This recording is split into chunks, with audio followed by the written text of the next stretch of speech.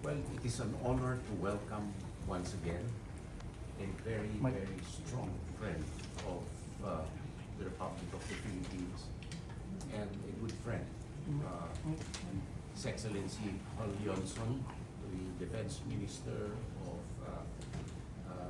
Sweden. And I think 2 years ago, he was here on the 70th anniversary, I believe, of our bilateral relations. Once again, Minister Jonsson is spending some time here, actually, and visiting the different units that he can.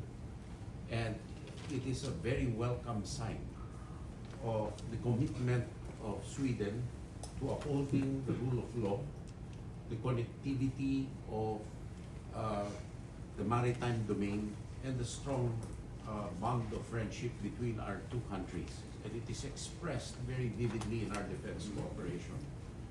And there is no way to go but more closer relations and on a more person-to-person level in both our establishments.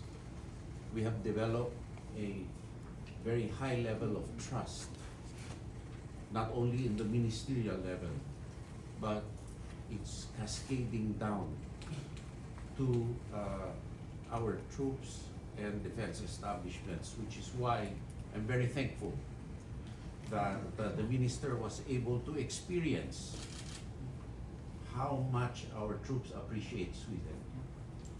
And this comes from a lower level, and so the person-to-person relations have strengthened.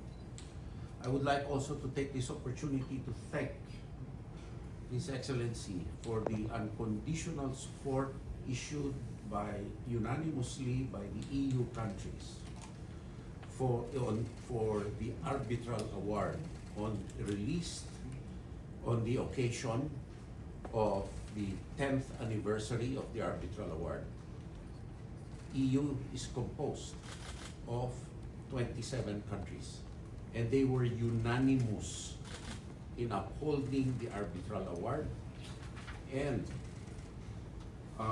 stating that its upholding of UNCLOS among any other norm, above any other norm, is a fundamental precept of international law, and which is the basis of our cooperation, and as well as to deter shared threats by actors, maybe common or not, but whose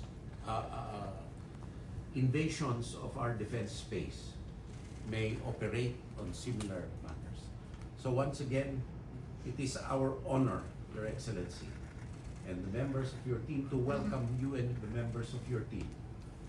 And welcome, mabuhay ang Sweden, mabuhay ang Pilipinas, sama-sama tayong babangon para sa katotohanan at sa katarungan ng batas internasyonal.